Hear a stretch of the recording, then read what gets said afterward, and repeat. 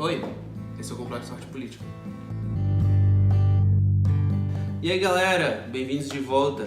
Essa é a continuação do primeiro vídeo sobre arte negra que eu fiz e que eu lancei na semana passada.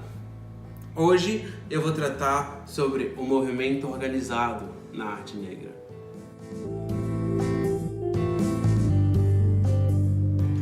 Na semana passada, o que nós discutimos bastante foi como existia uma raiz de festa religiosa na produção de arte dos escravizados. E também como depois as vanguardas históricas europeias tomaram essa raiz para pensar uma construção mitológica que fugisse aos horrores da guerra que eles tinham acabado de presenciar. O que eu quero falar hoje?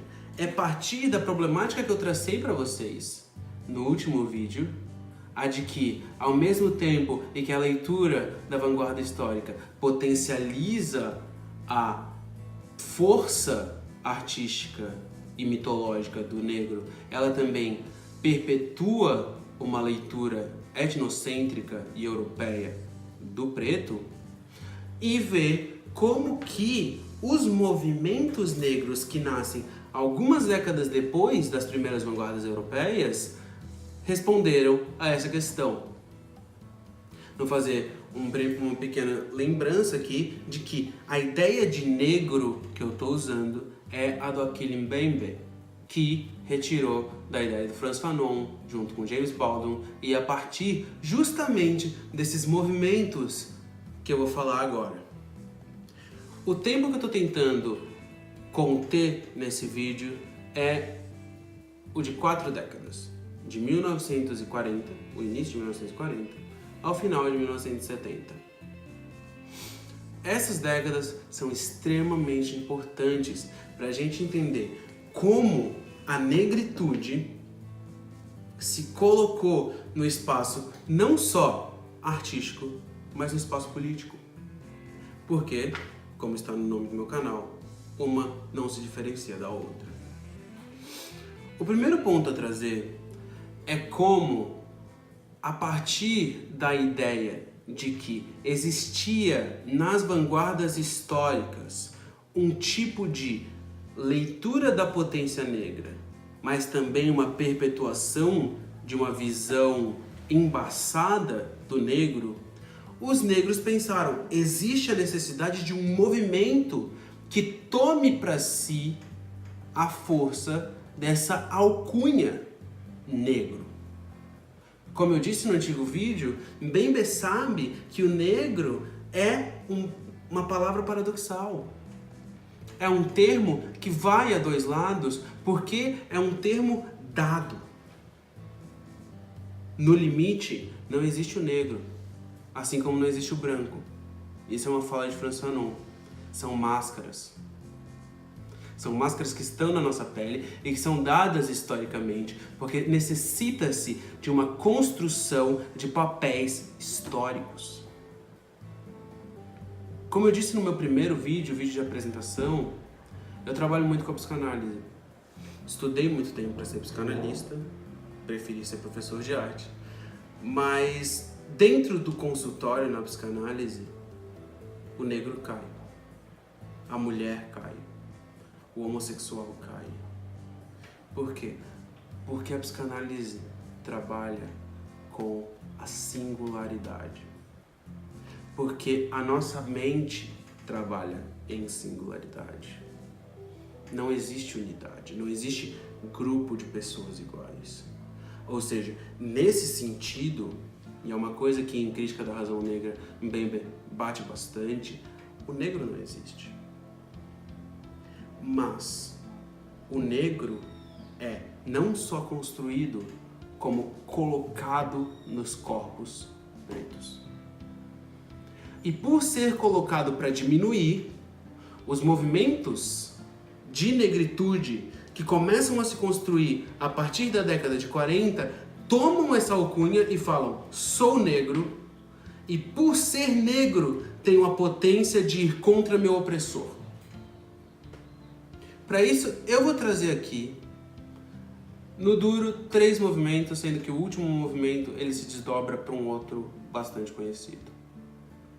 O primeiro movimento que eu quero trazer para vocês é um que se iniciou em 1935 no continente africano, entre países colonizados pela França.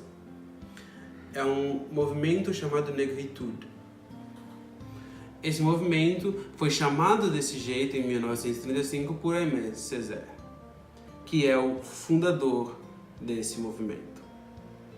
Aimé Césaire, um pensador e poeta magnífico, tenta tomar como os colonizadores impuseram essa negritude de forma a diminuir o povo africano a favor dele e dizer, não, é justamente a raiz africana, é justamente as matrizes religiosas, as matrizes mitológicas, a nossa potência tão crua que nos torna fortes o suficiente para não sermos dominados.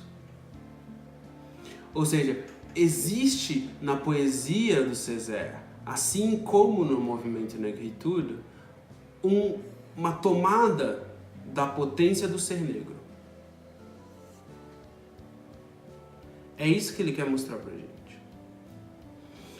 E é o Césaire uma das influências do Achille Mbembe, assim como ele é uma das influências de Frantz Fanon. E minha também. Tomando consciência da potência do ser negro, Césaire pode colocar em xeque a força europeia. Ou seja, consegue fazer o que o samba e os spirituals, que a gente já tinha falado no vídeo anterior, fizeram, uma conexão do povo preto contra aquele que tenta lhe colocar para baixo. Isso acontece no continente mãe, em África. Mas e nos lugares onde o povo preto foi escravizado? O que acontece por lá? O que está havendo enquanto em África o movimento Negritude começa a aparecer? Bom, em 1944, aqui no Brasil, mais especificamente no Rio de Janeiro, um homem incrível chamado Abdias do Nascimento começa o Teatro Experimental do Negro. O Teatro Experimental do Negro foi um movimento que aconteceu na década de 40 aqui no Brasil, que tentava colocar os corpos pretos como centrais na produção artística. Abdias do Nascimento tinha uma tese muito importante, que deve ser sempre colocada à frente. Eu acho muito importante que ele foi reeditado há pouco tempo. A tese de Abdias do Nascimento é de que havia um genocídio do homem negro no Brasil. E aqui eu vou trazer um dos meus parênteses. O que é, no duro, o genocídio do homem negro no Brasil? Existe uma página no Facebook, eu não sei se ela ainda está no ar, mas se ela tiver, eu sugiro que as pessoas que têm estômago vão olhar. Eu vou tentar deixar na descrição aqui, se ela ainda existir, que se chama Últimas Palavras de Jovens Negros. Nessa página existe uma história de um menino de 11 anos de idade que, animado para comprar figurinhas, se eu não me engano, desce correndo o morro de chinelos, bermudas e camisa regata, para ser confundido com uma pessoa perigosa por um PM e tomar 2 tiros. As últimas palavras que foram ditas por esse menino foi: quero minha mãe. E quando a mãe dele chegou, ele já não estava mais vivo. Existem milhares de outros casos sendo relatados. Esse menino morreu porque ele era preto e porque ele estava correndo. Não existe outra razão. Enquanto vários meninos de 11 anos brancos correm de chinelo por aí, sem medo de nada. Nina Simone, que participou de um dos movimentos que eu vou falar daqui pra frente, diz no início do seu documentário que está no Netflix que ser livre é não ter medo. Nesse sentido, podemos conectar com o genocídio do homem negro de Abdias de Nascimento, porque em um espaço onde teu corpo está sendo sumariamente apagado, não há como se viver sem medo. A mulher negra, o homem negro, no Brasil e, sendo bem sincero, no mundo todo, eles não são livres. Porque eles não conseguem viver sem medo. Um outro documentário, que também está no Netflix, se chama 13ª Emenda. Ele é da Ava DuVernay, uma outra artista preta maravilhosa, que nos coloca em questão as quebradas de uma emenda constitucional nos Estados Unidos. A 13ª emenda seria a emenda de libertação dos escravos, mas é também a emenda que deixa uma cláusula ali permitindo a escravidão desde que a pessoa tenha cometido um crime. É a emenda que, na sociedade, possibilita a construção do povo preto como vagabundo, como estuprador, enfim, como criminoso. Esse filme é sensacional. Ele mostra um projeto de aprisionamento e execução do corpo preto nos Estados Unidos e, anos antes, no Brasil, Abdias do Nascimento já tinha cantado essa bola. É isso que é o genocídio do homem negro. Essa que é a destruição da nossa raça. Não bastasse a escravidão, existe também um projeto de destruição contemporâneo. Em 1944, a partir da ideia do teatro experimental do negro, Abdias do Nascimento estava querendo nos dizer: estão nos matando e a única saída que nós temos é sabermos quem somos. Voltemos a Aimé Césaire e a potência do ser negro. É preciso educação, cultura e arte para que o povo preto no Brasil tome consciência de si e saiba dessa necessidade de proteção, de autoproteção, de movimento. O terceiro movimento artístico é o BAM, Black Arts Movement, começado por Amiri Baraka, nos Estados Unidos, que durou de 1960 a 1970 e que foi paralelo ao movimento dos direitos civis. Por isso eu disse que ele se desdobrava num movimento muito famoso. Dentro desse movimento artístico, o Black Arts Movement, você tem alguns artistas aparecendo. Você tem o David Hammonds, você tem a própria Nina Simone, James Baldwin. Por quê? Porque eles produziam uma demonstração da possibilidade da existência negra nos Estados Unidos, ao mesmo tempo que estava em vigor a lei Jim Crow, aquela que, no duro e no limite, fazia um apartheid nos Estados Unidos. Fazia com que tivéssemos um espaço no ônibus, no fundo dos ônibus, para pretos. E um espaço maior na frente, amplo, para brancos. Espaço esse que Rosa Parks ousou desafiar, começando todo um movimento de revolta e de exigência de respostas, que culminou na Lei dos Direitos Civis, que tem seus problemas. O que acontece?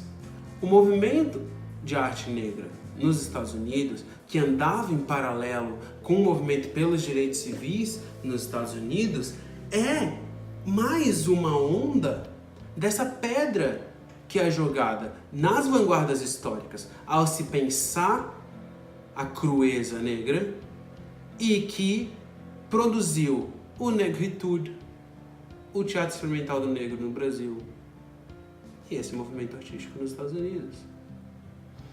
Os artistas que pensavam esses movimentos, os artistas que participavam desses movimentos entendiam que a obra de arte serve como uma potência de mudança, como aquilo que desloca a perspectiva, que te coloca em outro lugar, que te põe para pensar sobre um outro ponto. Aquilo que te faz ler a linguagem do outro. Só então, apresentando a potência artística do que era a experiência preta nos países colonizados pela França, na África, no Brasil, nos Estados Unidos e pelo mundo, é que se poderia pensar um movimento grande o suficiente politicamente para que houvesse uma mudança no trato institucional do corpo preto. E é sobre isso que existiam esses movimentos de 40 a 70. A ideia era uma solução institucional. A ideia ainda apelava para o poder legislativo, para a força que a caneta tem sobre os corpos. Ainda existia aí, nesse momento, uma confiança no que a instituição poderia fazer desde que ela também fosse modificada. Talvez esse seja justamente o ponto de quebra desses movimentos. Porque no momento em que você pensa a uma fé nas instituições, você pode ser ludibriado. Malcolm X sabia disso. James Baldwin também sabia disso. Existe, portanto, simultaneamente a um apelo institucional, uma construção do sujeito como ser negro. Porque se isso falhar, isso aqui não vai. Ter consciência, então, de que aquela alcunha que na análise vai cair é importante na sociedade, de que se dizer negro, se entender negro, é importante, pois te coloca imediatamente em uma posição de confronto. Entender isso era a semente que possibilitaria um retorno caso o apelo institucional falhasse. E vai ser sobre isso no nosso próximo vídeo. Obrigado, galera. Se inscreve no canal, clica o sininho para avisar para vocês que tá vindo outro vídeo. Na quinta-feira agora tem outro, que é a última parte dessa série sobre arte negra. E logo depois nós teremos outros e outros vídeos. Tem algumas coisas sendo cozinhadas aqui. Tô pensando arte contemporânea, tô pensando arte feminista. Quero fazer um vídeo sobre conceitos para ajudar vocês na leitura desses vídeos que eu tô apresentando. Eu sei que tem algumas coisas que talvez fiquem um pouco complicadas, alguns conceitos que são um pouco intrincados. Eu pretendo destrinchá-los para vocês. E curte aí, comenta, divulga o canal.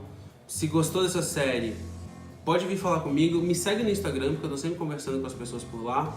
É isso. Até a próxima.